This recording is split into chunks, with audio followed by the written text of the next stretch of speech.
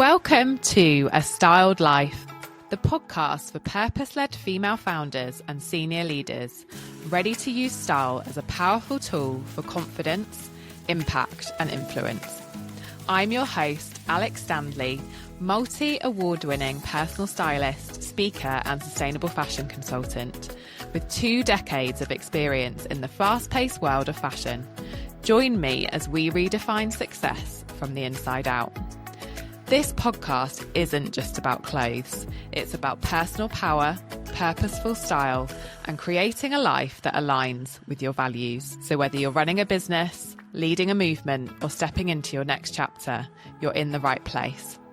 Each week, we'll dive into the world of personal style, sustainability, female empowerment, and living with intention through real stories, expert insights, and plenty of inspiration.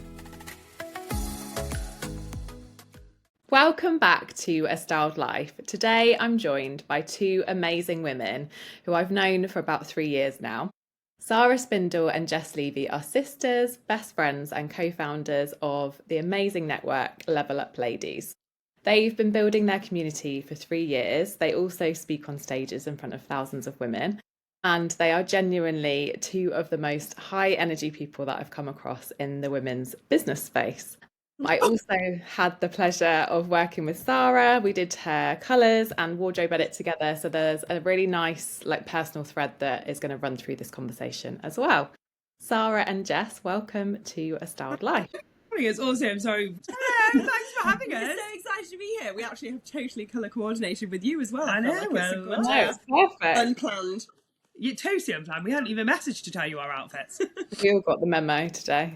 We did. So for those that don't know you, can you tell us a bit about who you are, what Level Up Ladies is, and perhaps a bit around what your intention was in terms of what did you set up to build and has it become what you imagined? Good question. Okay, so the concept of Level Up Ladies actually happened in a dream. Literally, I was on my honeymoon 3 years ago in Mauritius. I woke up in the middle of the night and I was like, oh, I need to start a networking group. And that was it. Literally, that was it. And I feel like sometimes something happens and you're like, actually, it keeps coming back to you. And it was just such a strong feeling that I literally messaged Sara that morning. I woke up my husband. He was like, it's 4 o'clock in the morning, babe, go back to sleep. Yeah. And he was like, we'll talk about it tomorrow. And then I messaged back, babe, I think we need to do a networking group. And she was like, okay. I was like, yeah, I think she replied, sure. And then literally, I was home, I think 2 weeks later, we'd done brand name, we'd done a hilarious makeshift Canva logo, and 6 weeks later we had a room of 20 women and that was it. Then we were off. And I was one of them. And yeah, I literally love how that. mad You were is at that? our very first. Do you remember who brought you? Because we invited a few people and then we had the rest. We put it on Eventbrite. I think. This I found it on Eventbrite because I I had just left my job at Amazon and I was like, right, I'm going to get out there and I'm going to do loads more networking because now I've got loads more time. And so I just Googled networking in St Albans and it came up and I was like, right, I'm going to book. Yeah. And there we were. And the rest is history. that is so mad that you were God. at our first event. So in terms of what we envisaged for it, so we initially we were just like, we want a space that we would enjoy networking in. That was the main thing for us because we used to go to quite a lot of networking groups and we were just like, they're all a bit meh. Nothing. We're very honest, by the way. This is what you'll learn. Nothing really. I felt like we brought the energy Yeah. and then we left drained. And that is not what you want from a networking group. So that is why we started it. It was purely selfish, basically. Yeah. We want to be in a space where amazing women are gathered. Yeah. And literally what we have created is just so far beyond that.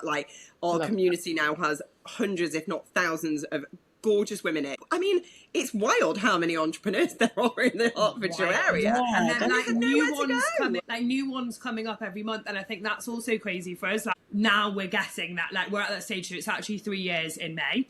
When our first event was, and now we're getting women who say, I have been recommended to you by XYZ. Hi, I found you on Google. I'm like, what? Which is so fun. And just a lot of I guess like now all of our events sell out, and I think I just can't believe how much impact we've had. It's incredible. It's actually insane, and we just get messages daily just to be like, thank you for your energy, thank you for your support, thank you for making us feel so welcome. We put them all in our family group, and our dad is like the cutest thing, and he's literally messaging us all the time like, oh girls, well done. And like, he's like our biggest champion. He actually was the one that helped us with the name Level Up Ladies, because we had some real questionable names. So yeah, it's been an incredible journey. The events that we've put on as well have just gathered even more amazing women, and yeah, we are like blown away. I love that. And I think what I've seen definitely is like, obviously it's evolved over time, but something that has stayed true like from the beginning is that it's always been about so much more than just like, as you said, like a generic networking event. It's about really connecting and like mindset changing, you know, actually changing who you are and how you're showing up. And it's not just come along, do like 60 seconds, shove a business card in somebody's face, like the kind of generic the business card. I don't think no, we do, but like it's not like, yeah, it's the last thing on the like sort of agenda. You're right. Yeah. It is very much the connection. Really encourage so many like kind of the collaborations. I think we tallied. We're on over 100 collabs now that have resulted from our events, which is mind-blowing. And we hear about new ones every day that obviously we didn't even know about. So many people working with one another, so many people getting business from each other, which obviously was always the intention. And it's just a really beautiful space where everybody feels so welcome. We literally hug you in, like like we actually hug in. I actually remember one time, because we're so high energy and like so handsy, he literally hugged someone. It was like, whoa. I was like, I'm sorry. She didn't come back. Like, she just wasn't quite ready for it. And we love her for it. But, you know, we do now very much attract people like that who want to build relationships. They really want to be in that high energy space. They want to be around people who make them feel amazing, who make them feel like confident, and who champion them.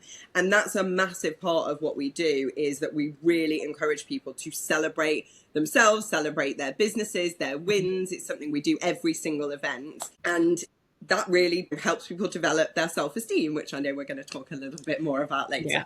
Just on that last point before you move on, because I just wanted to share, like, one of the biggest things for me is like, I've been to a lot of spaces where like I don't feel comfortable in the room, because it's quite a big deal to walk into a room and you don't know anyone, and you maybe not that confident in where you are in your business at the minute. You know, there's perfectly threads into what we're going to talk about with you soon. But I think like for me, I've just felt that space before, and it's so horrible. So I think the main core threads that we always like make sure every event, no matter how big, is that every single person gets spoken to, gets sat next to someone, and if they feel like they're lost, there's no one ever on their own. There's no one, you know, feeling there's no, like cliquey, there's no groups, and no one ever leaves. And that is one of the biggest things. Everyone always leaves and is like, I was so nervous, but I actually just feel so welcome, thank you. So I think that for me is a massive thread that just runs through everything that we do.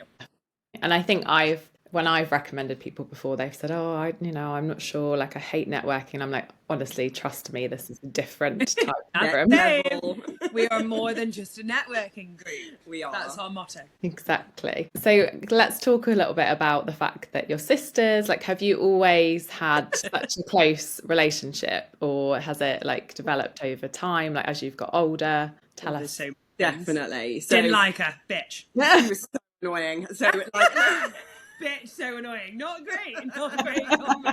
So honestly, entrepreneurship literally brought us together, but more so the personal development and growth that we both did together brought us together. We were very much like this. We were two totally different people. We didn't have the same, but also there's 7 years between us, so it's quite a big age gap, especially when you're younger.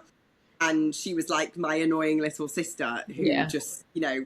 And then as we started to grow and we both started to do that mindset work on ourselves, change our attitudes, our habits, or being aware of our energy, being aware of what we were focusing on, and all of that. Yeah, but also you started that first. But I also think we are like literally the perfect complements to each other for two different reasons. And also we lived together for a year in lockdown. So I also think that massively grew like our relationship, because to be able to live with your sister and her whole family and not want to, like her husband's friends were like, oh my god, you living with your sister, sounds like hell. He was like, we're having the best time ever. We had a WhatsApp group called Roomies, like we had an amazing time.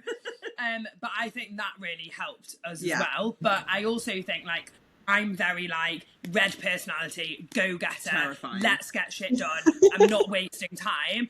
And she's very like zen, woo woo, do the do, like yeah, flow. Exactly. So it's perfect because I'm like, delegate, go, do this, do. She literally sends me I send her a list daily each morning. These are the things we're doing today. Otherwise, I just won't do them. She just won't do it. It works for me because it's like the masculine and the feminine energy. Yeah, literally. Yeah, I'm totally. Masculine dominant, and I am super feminine. And flow. And I'm like, right, get this done because we need to have it done by 12. And she's like, I'm not really in the mood. And I'm like, no. So it works perfectly because also, which I do think one of the biggest things about us, and I think people ask us this all the time, we are so honest, and a lot of people do not have that relationship to be able to tell their sister truth. You know, some of the conversations we have, like, you know, they've not been nice in the past, but neither of us has been offended by it or been like, you know, a little bit defensive at first because like no one wants to be told certain things. But after we then like reflect and then we'll bring each other back and we'll be like, do you know what, fair's blind spot, didn't see it, thank you, want to work on that, like. And I think that also complements us because a lot of people just go through life and do the same stuff and no one's fully pulling unaware. them out on it, and it's then you just get the same result and then they're like annoyed at me or whatever, and I'm like, oh god, if someone could just tell you what your issue is, you'd be fine. It's actually one of the reasons why we do these energy sessions with people now. So we do these 2-to-1 energy sessions and we actually ask permission to call them out on their BS. You know, do you actually want to make the change? Because you need somebody, especially I think when you're an entrepreneur, you don't have usually that other person telling you what's what. It might be like a husband, but I feel like you don't take it so well. You need that outside point of view who's objective to be able to say to you, this is not working and you have to change it, or that is awful. It's never going to go down well. And we do that for each other. I think that's the amazing thing about the personal development journey that you go on as an entrepreneur, is that I know, you know, I'm quite a like self-aware person anyway, but the personal development journey was just like, I always say it's like personal development on crack, being an entrepreneur. It totally is. It just highlights like all of your traits, like everything, all your flaws, and you have to deal with it because otherwise you can't go on and be a personal brand and be visible and like all of those kind of things. So I think probably a lot about what works is because you're both self-aware and you've both done the work, so that helps with continuing to do the work. I think that's a really big one as well. Like it's an ongoing process, and I think you know, sometimes I remember like our mum, because we kind of encouraged her and my dad, you know, in their like, our dad's in his 80s and is still reading books that we recommend to him because he gets that he still needs to grow even when he's 84. Whereas our mum at first was literally like, I'm grown, like I'm done, I don't need anything. And we were like, mum, you do. Like, it's just and it's also just having, like I said before, those people to say to you and to recommend stuff, because it does really change your life. And we also know that you only grow to the level of your mindset in your business, and so you've got to keep growing it if you want to keep elevating your business. That's amazing that they've got, or maybe not so much in your mum's case, but that they've got like the growth mindset. She had, and also too much so that I was just about to say, my dad actually sent me something this morning from Tony Robbins, and he was like, here's the 5 stages of Tony and like the energy loop. And I was like, Dad, I literally love you. He was like, I've just watched it on YouTube. So yeah, like he is. And also like my mum, she's very like open to things, so she's definitely done a lot of growing, and they've sort of grown together as well, which is obviously amazing for us to have watched. So that is amazing, because I think most, like I know with my parents, like they're not open to it. Like, teach your dog new tricks. That's the that generation phrase. You can actually, if you're willing. So visibility is something that, you know, you talk about a lot within Level Up. It's obviously really important being an entrepreneur and being a woman. There's a lot that can come up as part of being visible. And it's something that I work with my clients on constantly. So in your experience, what actually stops women from stepping into more visibility? What do you see? God, this Low could be here an self-worth. hour. Low self-worth is always the first one. But also, massively, so many people just care what people think. And I know that I'd say they're the two main things. Definitely the lack of self-worth, because it's always like a common thread as to like not feeling enough. You know, we think that, especially I think with social media, because you see people online and you see this whole lifestyle or their business and they're like, I'm making millions, I'm making this. And you actually don't know the behind the scenes of this. I think everyone just needs to remember that. Like, it's an amazing tool, it's an amazing platform, but you actually It's only also see 90% fake. Yeah, you also You just only don't see the know. highlight stuff. It really is that. So I think, one, the self-esteem is such a big thing, and so many people don't realise their self-esteem is low. But it is the reason why they then don't put themselves out there, push their comfort zone, all of those things. Wear colours that stand out. Colours that, sort of stay in the background. I think the main thing with the caring what people think is a really massive thing for what stops people, because I know entrepreneurship now is becoming much more common. Like we said, I mean, there's businesses popping up everywhere, but even 5 years ago, it was like, oh, are you working online, or are you doing this? Just get a job. Yeah, like, all of that. Why are you doing that? Why are you stepping out your lane? Exactly. Like, And people do care. And that affects about people. Yeah, and then I feel like people care about their mum or their sister or their best friend. And then, do you know what? The reason why I'm saying this is because I did care for such a long time. We both did. And I still feel like there's maybe a slight element, but it's probably like I don't tiny. And she's like, I don't care. Yeah, and I think that... Sorry, go on. I was going to say, I think that often other people project their fear onto you as well. Like, I know I have experienced over the years, like I've had really close friends who you know, their heart's in the right place and they mean their best. They'll say things like, oh, how are you ever going to, you know, make enough money doing that? Or, you know, what's this actually going to turn into? Or just negative comments, because they're coming from their own fear and their own like fixed mindset. And so I think those kind of comments, and it's the same with style as well, comments that people have made over your lifetime sit on script in your mind. And if you're not aware of them and you don't kind of flip them or, you know, hear them for what they are, then that can also stop you from being visible as well. 100%. And I think one of the biggest things that, like you said, people's comments, it's normally a place, like we said, it's always projection. So wherever someone is at, they're always going to project onto you what they're maybe scared to do. You know, like if it's commenting on what you're doing for business, but they're in a job, it's they want to do that, but they don't have that confidence to do that. It's coming from their own fear-based insecurities and thoughts. And I think when you realise that, that's when you stop caring. So that for me was like a massive pinnacle moment where I was like, I'm enjoying wearing these clothes, and if you don't like it, that's your issue.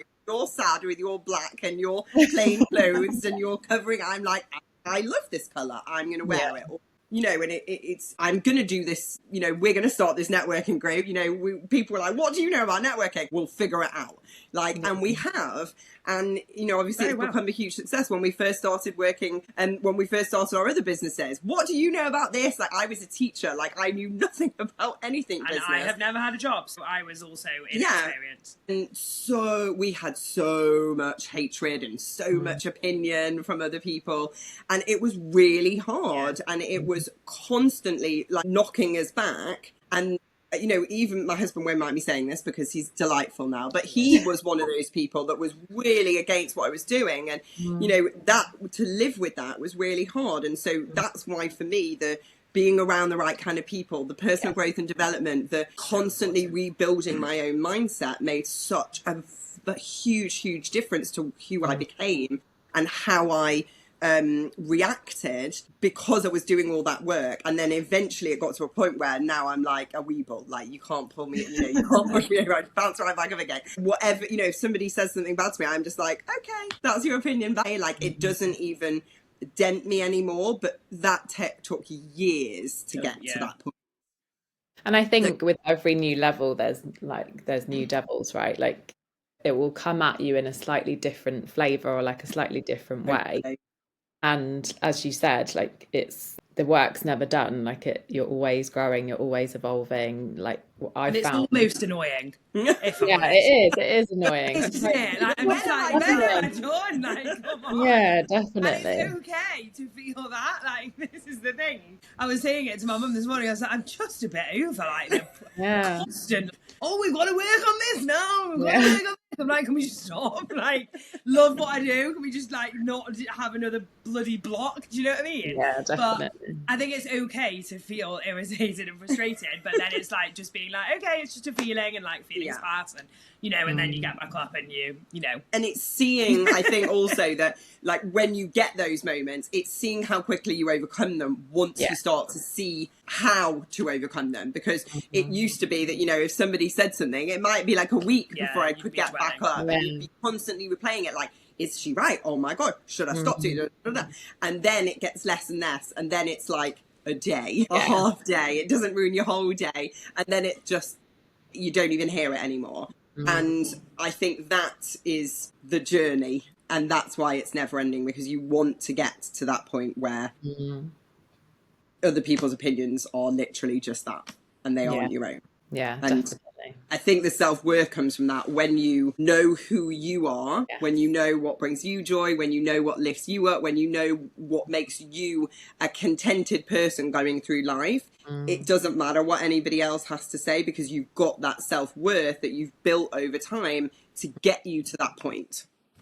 I think that's the thing, and it's the same with style. I know authenticity is such a like overused word now in personal brand and everything, but there's not a word that's as good as to describe it. But I think when you're true to yourself, as you said, and you're being authentic and you're showing up how you want to show up, you know, and clothing is such a big part of that. You can't be knocked off course in the same way. Whereas if you're showing up as somebody else and you're kind of that whole fake it till you make it, and, you know, dressing to be something that you think other people want you to be, or how, I don't know, the high streets told you to dress for this season or whatever it is, any like level of incongruence is just going to make you feel less confident in how you're showing up. And then if somebody knocks you with a comment or something else, then that can cause more of a spiral. Whereas if you're actually showing up in truly authentic to yourself, then there's less, because you believe in it, and it's like, this is me, this is how I want to be, and it's so much more powerful. So I want to talk about this a little bit more. You're obviously both wearing, you know, lovely, bright, bold colours today. And you sometimes compliment, as you have today, like each other's outfits. Is that a conscious like leadership choice? It's something that you do as part of your personal brand, or is it just like who you are? Obviously, you're both like high energy, and is it just like self-expression, or is it a bit of both? Yeah, that is a good question. I kind of think it's a bit of everything. For me, colour makes me really happy. Just like, you know, when the sky is blue, I love that colour. Is so, it literally makes my eyes open wider. Like, and I feel like on a grey day, if I put a bright yellow jumper on, like I just but not only that, but like it makes me feel so much more confident when I walk out the house, and it like, you know, brightens up the grey day. And so many people said, I was wearing like an orange and blue yesterday, and so many people said to me, oh my God, you're so colourful today. And I'm like, well, you know, why not? Yeah. And it does, so I think a lot of the time for me it is quite a conscious choice. And I think because everything that we do is about us as well. We are our business.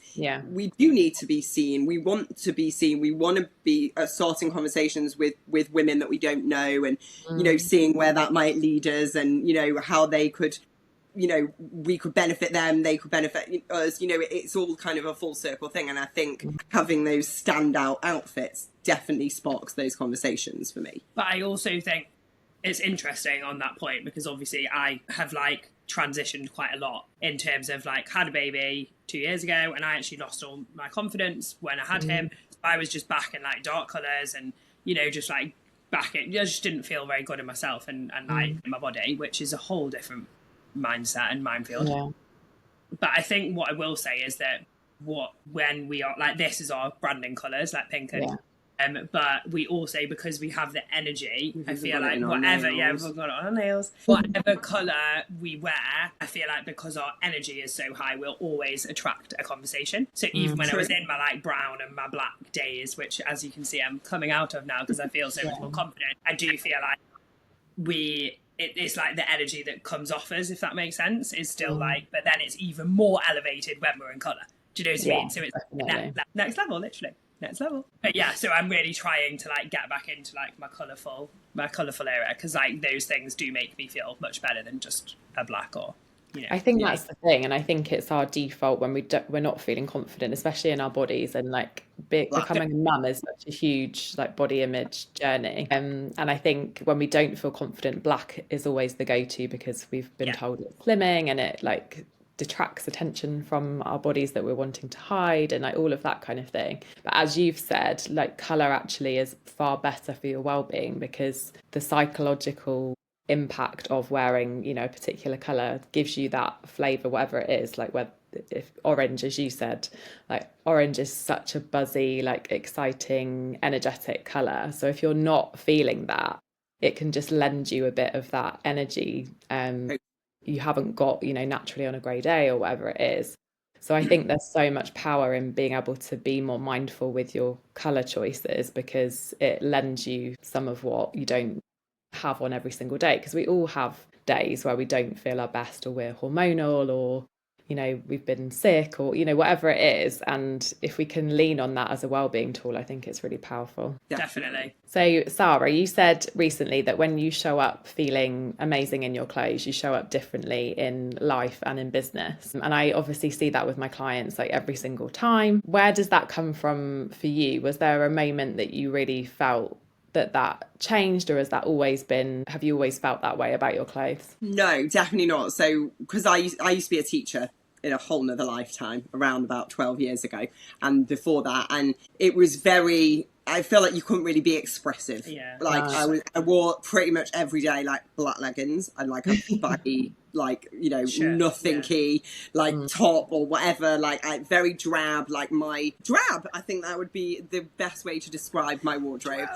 And it was, you know, not exciting. Like occasionally when I wore an exciting colour, like it was like, wow, Miss Cohen's wearing a really exciting colour today, or Miss Cohen's got Converse on. Like it was an actual conversation, because it was so different to what it was used to wearing. It's hilarious. And I think I remember like, oh, I've just bought another black jumper. Do I need another black jumper? I literally have not bought a black jumper in years. Not that there's anything wrong with black. I love black, but I'm very conscious when you have so many in that, like, I love green, I love orange, I love a blue, a red, like a pink, like you know, if you look in my wardrobe now, it's literally so like the rainbow.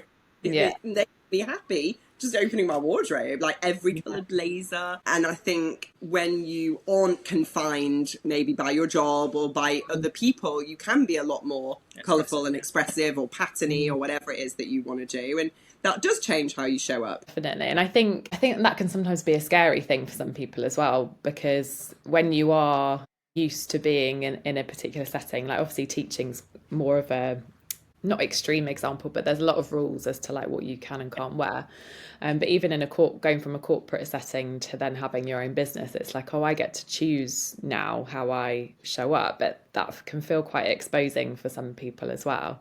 Right. And they've almost visible. Yeah, and it's almost like they've forgotten what they actually enjoy wearing, because they've been wearing either a uniform in the real sense of it, or a uniform in the sense of, you know, just what I wear to work. These are my work clothes kind of thing. So I think getting clarity around like your colours and your body shape and like what you actually enjoy wearing, and like those details that are really you and like really speak to your personality, is such a game changer. Can I give you a little plug here? Because I think she's I want to give you a plug, because my husband said to me the other day, like, you know, what do you feel like you gained from working with Alex? And I said, actually, one of the biggest things was just being able to go to my wardrobe and know what to put on. You know, like there are other days where I'm like excited to put something on different, but if I'm in one of those days where I've got decision fatigue and I just haven't got the headspace, I literally just go to the pictures that you took of me and all this, and I'm like, that one. And that, Honestly, it saves me so much head time. Yeah. So her outfits are 10 out of 10, by the way. Yeah. I've been like, another Alex classic. So really help. I think every event you get a plug. Every event, I love it. It was. I'm excited to do mine, by the way, but you're just gonna have to wait. It was such a good gift. It literally was. So yeah, I'm really grateful. And if you are thinking about doing it, just do it. But not yet. I am, but just not yet. I just feel also that is an interesting question because I am obviously and there might be other ladies on here that are listening. Like I just feel I don't want to do it yet because I don't actually feel that 100% quite where I want to be in feeling in my clothes. Would you say that is like not silly, but would you say that to wait or to actually just be like take the plunge and just be like this is where you're at now, but you know you're going to change? What's this digression? She's asking you questions. No, but I just want to know. I may as well because I reckon there's probably a lot of other women listening to No, I think it's a really good point because it's something that comes up a lot because as we've discussed already, like a lot of women aren't happy with their body image, and normally the advice that I give is it's actually good to start with the clarity piece, so like doing your style, personality, and doing your colors and understanding who you are and how you want to show up and all of that kind of thing, because that can actually shift your mindset quite a lot away from like if you are feeling a bit negative about your body or if you're feeling like it's not quite right and I want it to be like this, that actually I've seen it happen, like it just shifts how women feel about themselves and it shifts to a much more positive frame of mind where you feel like I don't know if you can hear it. Yeah, because it's like obviously all of us have like a negativity bias, so we focus on the things that we don't like about ourselves, and actually part of the styling process is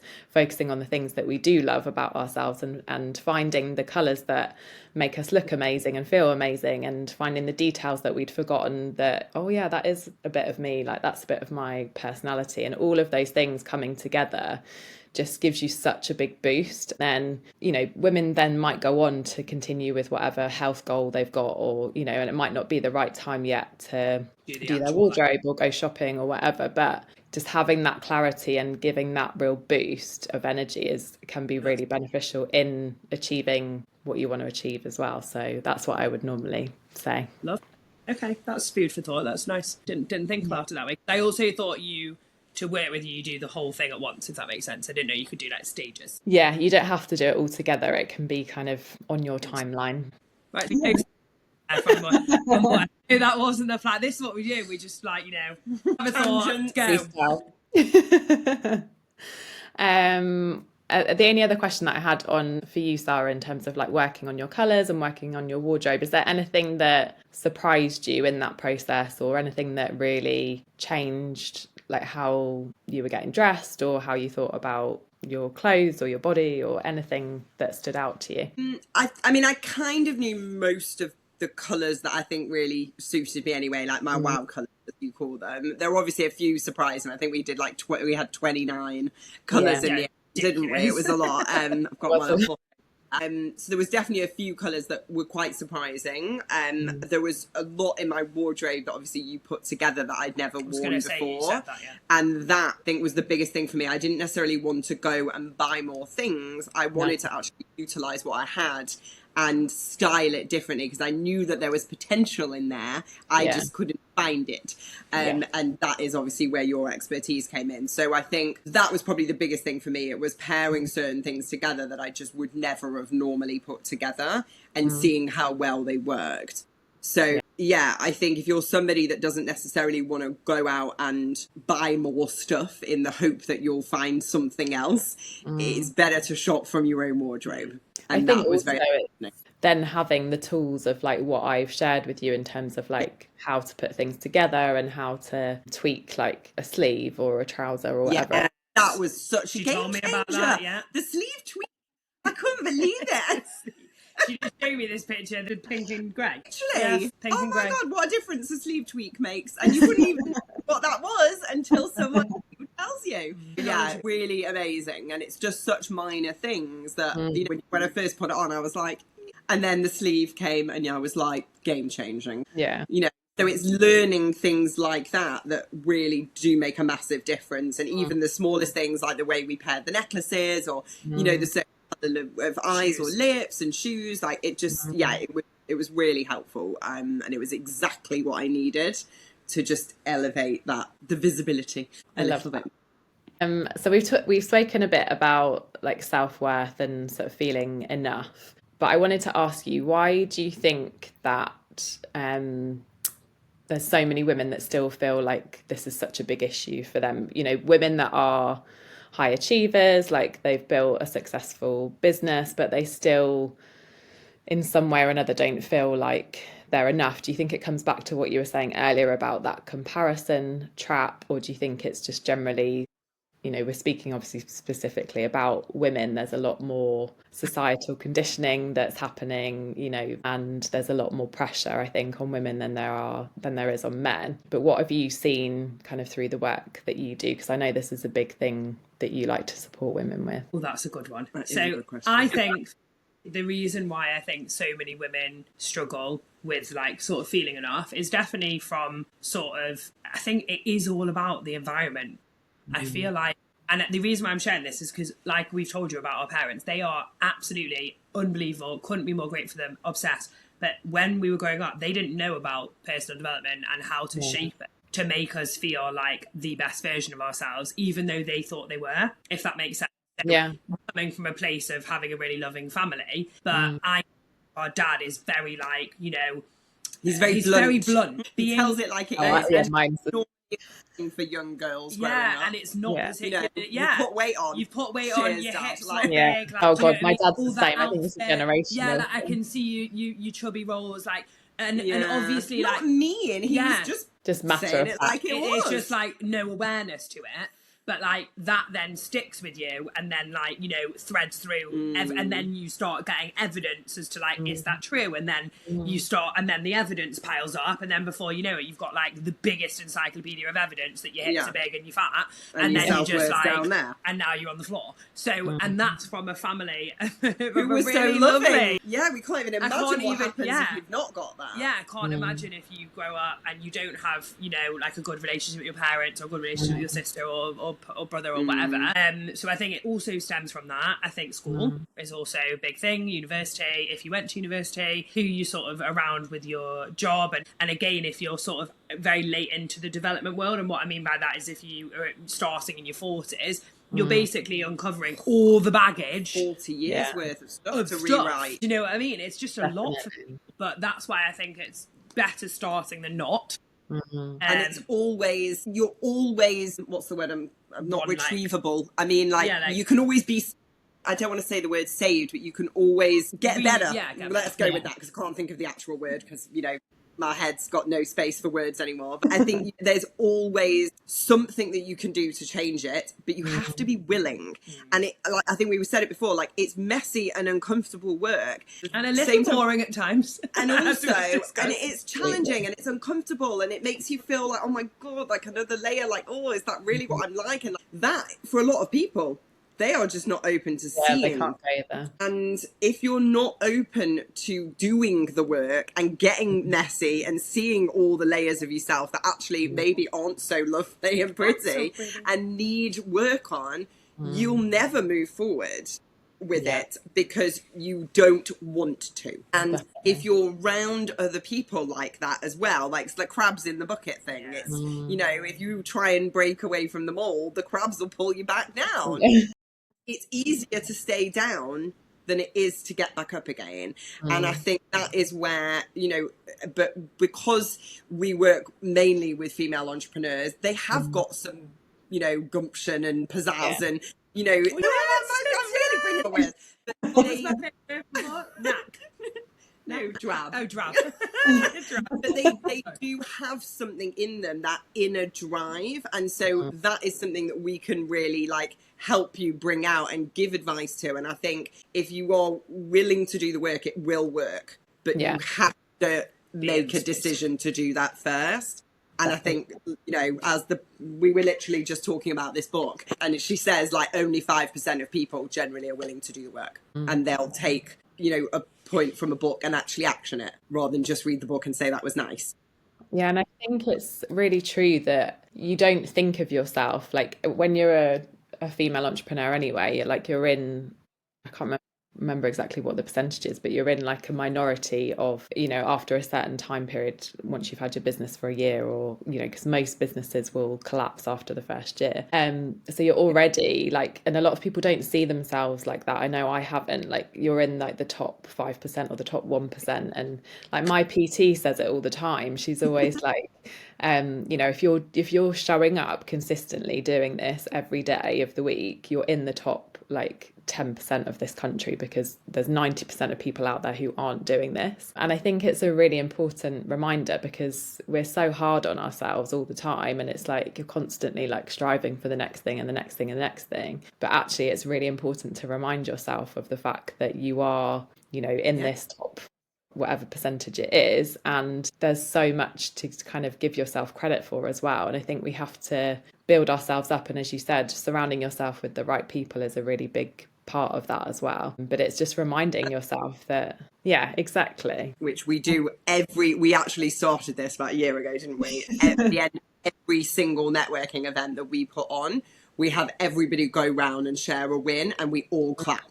And that is something that the first time we did that, everyone was like, oh my God. Triple. And it made everyone feel literally like, ugh. And we were like, no, this is why we're doing it, because you all feel so uncomfortable with celebrating what you've achieved, that we are going to make it the norm and a habit and something that you do. And because you're doing it, you know, 3-4 times a month with us at networking, you'll start to do it more regularly, and every day you'll celebrate something that you've done. And that is a huge brick in building your self-belief, that you actually celebrate what you've achieved. So yeah, we're all about that. So if a woman is kind of playing it small, whether that's visually, energetically, like how she's taking up space when she walks into a room, what would be the piece of advice that you would give? Okay, well, we both just quoted Marianne Williamson. Your playing small does not serve the world. Is one of our like biggest, most favourite quotes. Such a good one, and it's so true. Like one of the founder of the company that we work with, he said, you know, when you make more women millionaires, you'll change the world for the better. Absolutely. And it's so true, and it's such a, you know, not going for it, not, you know, if you've got an idea and you've got a business that you've started, what's the point in not going for it? Otherwise you're just wasting your time and everyone else's. I think also just really interesting, but like something I've listened to recently and I was like, oh, do you know what, it's such a good analogy. It's basically like you start a business and your life's here and you want to basically get to the top of the mountain, which is basically all the things that your business can offer you. You have to take the jump basically in between. And she was like, how many times have you done something that's the scariest thing that you've ever done and you're still here? You survived it, you're all good. So I think my biggest thing for like anyone who doesn't feel like high in self-worth or just feels like they've got this idea or they want to do this and this is like literally, where is here and where does this mean that you want to go, and what do you do to get to there? And I think if your self-esteem is low, like you have to do like a dopamine list like daily. And I've actually started redoing this and it's massively changed how I feel about myself. And it's literally like, it's almost like a cocky list. And you just write all the things that you like, I did this today. Or you basically write 2 things that you're going to do for yourself, not your business, but your actual self. Like, have your nails done, do your eyebrows, do a face mask, whatever. And then at the end of the day, you take it off and you're like, I'm number 1. List number 1 is first. And I think so many women, and it actually annoys me a bit. So sorry, it's a controversial point. So, but like, I'm just so busy, I just don't have time for myself. And I'm like, load of shit. Like, sorry. I was like, it's absolutely a choice. You've decided that your self-worth is low and therefore you've put yourself at the bottom of the list. And you're just busy being busy. And you're busy being, but actually put yourself at the top of the list, show your kids that you deserve to be at the top of the list because you're the number 1 priority, and then you can help everyone else. Yeah. Whole society of like, you know, mum's doing all lovely, but like mum's doing all once they feel fabulous. Right. They've had their bath, their face mask, they've been to the gym, whatever it is for you that makes you feel amazing. And I'm just quite passionate about sort of shifting that like absolutely like ridiculous statement that people are just like, oh, I just don't have time for myself. I'm like, what? So men are allowed to have time for themselves but we're not because we're mums. It's annoying. I correct myself on this now. Big point. Like I'll say to somebody, oh, I haven't got time to do that. And then I'm like, no, I haven't made time to do that. Yes, priority. Exactly. It's just 100%. That is what it is. owning that, isn't it? Yeah. So, sorry, digress on the question, but basically, self-worthless, spending time with the right people, daily like wins. That's for a big yourself. one. I want to just go back to that, spending the time with the right people. Gotta Like, really just if shift. you are around people that, this is my biggest kind of, it's having the awareness. Do you leave a room full of your friends or your current people that you spend the most time with feeling good about yourself or feeling bad about yourself? And if it's the bad one, stop spending so much time with them, or help them change and shift so that you can feel better. Because if you are spending more time with people who drain you and make you feel bad about yourself, how can you possibly build your own self-worth? Get in a room, like Level Up, get around people like Alex, like be in a room with people that actually want the best for you, And bring out the best in you and make you feel good, because that is how you're going to develop such a huge, another brick is in your self-worth. I think also something that you touched on as well is like having that why and that purpose that's bigger than you are, because yes, obviously like it is about you as an individual, and you know, personal development and everything else is really important, but actually it's remembering why you want to do this and having that bigger why and coming back to that in everything that you do. So if it feels scary, you know, pushing yourself into a new room, or showing up and doing your own event, or starting your podcast, whatever it is, it's like, what is the reason that I'm doing this? What is my bigger why? What is my purpose? And that is what I always come back to. Like, I know now, I've seen it, what the ripple effect is of my work, and I know, you know, how positively that impacts other people. So if I ever have one of those moments when I'm like, oh, I can't do this, it's too hard, or whatever, it's like, no, I'm doing this, you know, for other women. And it's reminding yourself of what your bigger mission is, I think, is really powerful.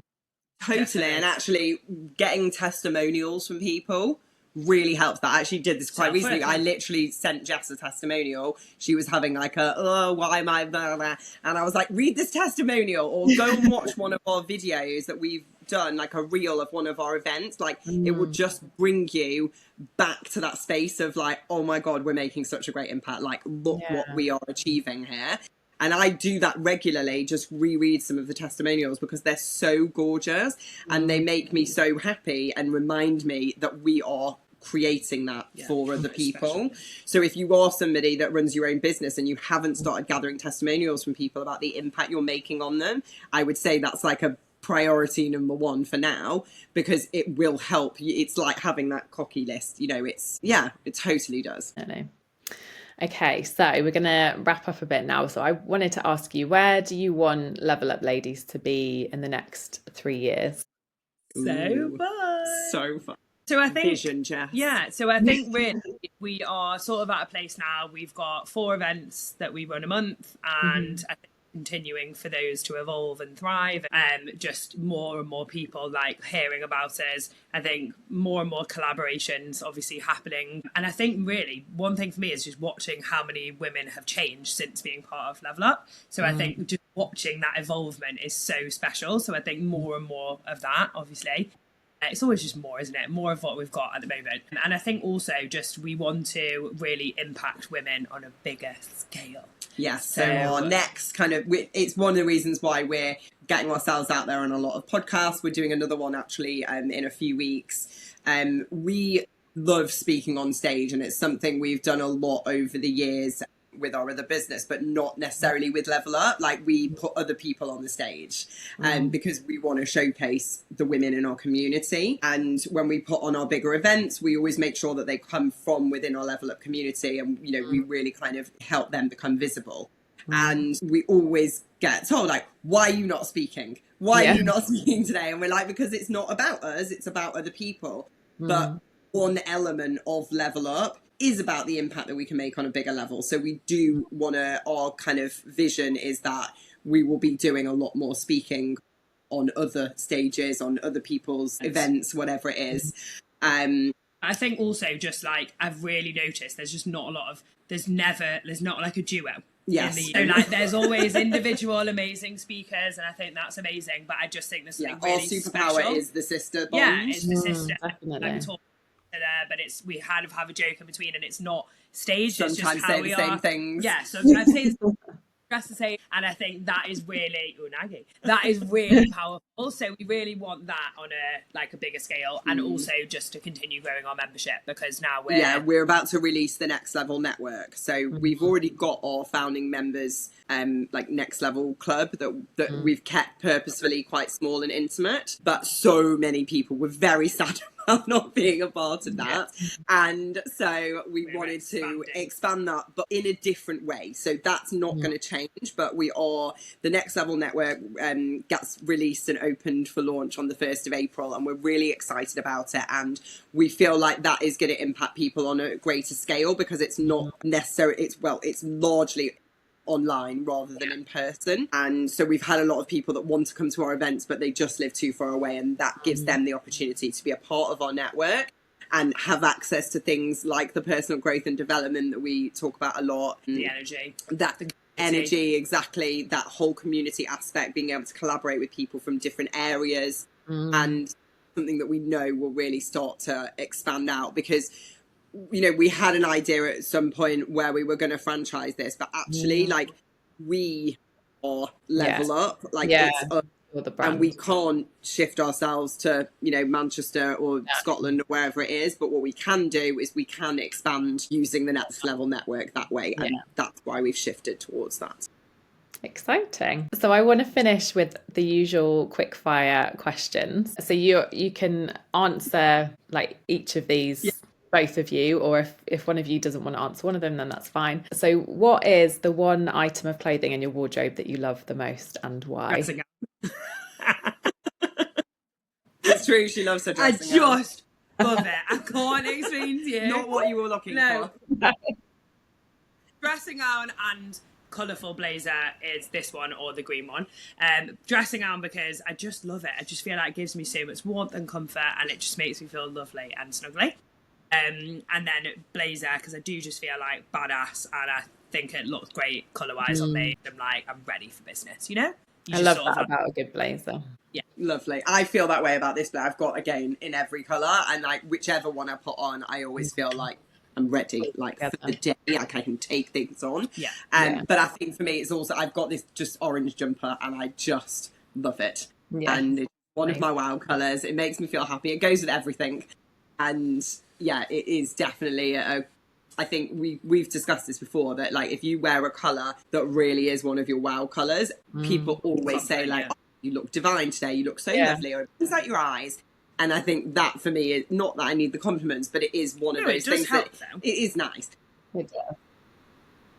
That does that for me. It makes me feel great. I think even having the positive interactions as well, if you're having a bit of a rubbish day, even if you're the most confident person in the world, just having that positive interaction with someone can make such a bit and make a difference on their day as well. That's what I find. The way that I dress, I always get into conversations with people, and it has a positive impact, and it's almost like you can see them oh, that's so brilliant.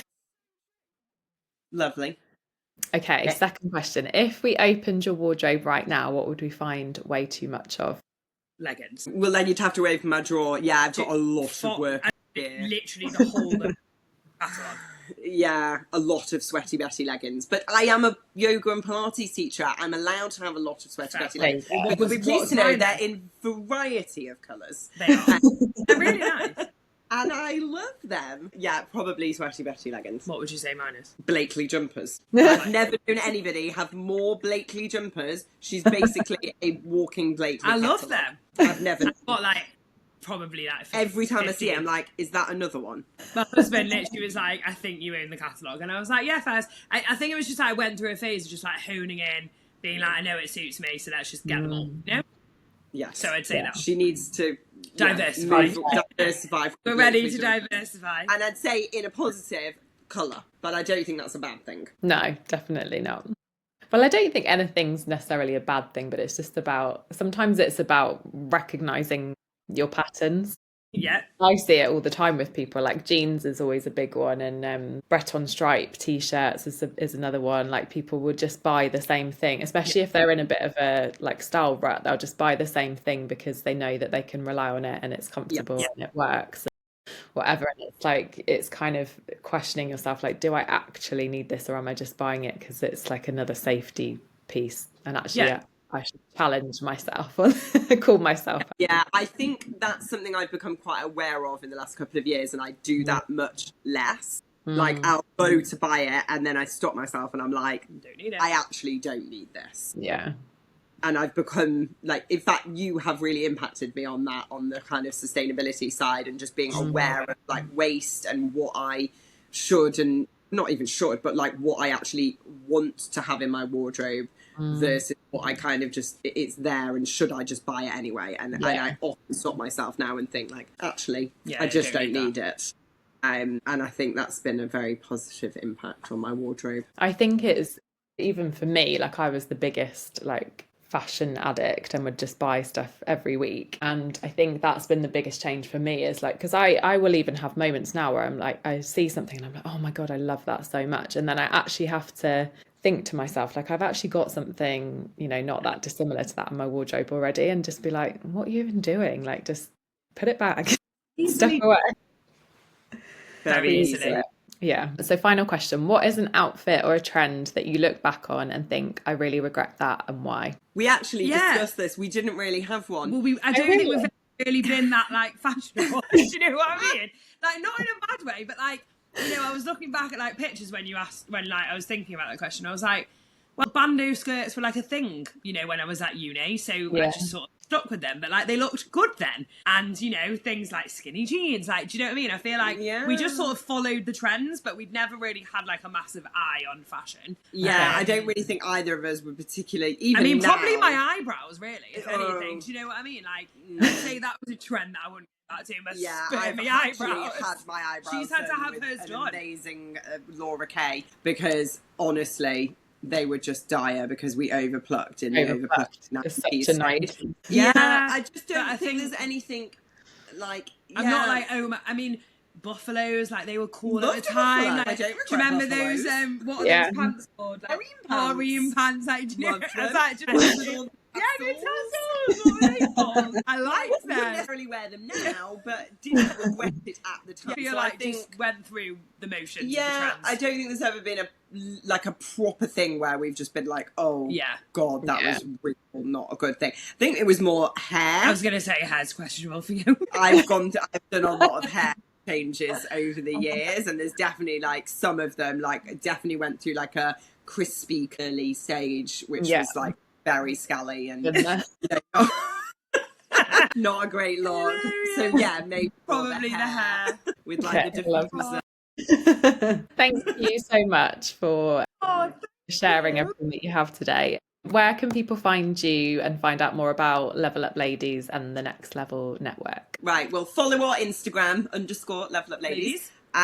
We've got a brand new website under construction at the moment. But I'm assuming the website's still it's the same, levelupladies.co.uk. So yeah, go and seek us out on there. You can add us both on wherever, Instagram, LinkedIn, Facebook, all of those platforms. And yeah, you'll find us buzzing in and around St Albans and Berkhamsted. Thank you so much. You're so welcome. Thank you so much. Thank you for tuning in to A Styled Life.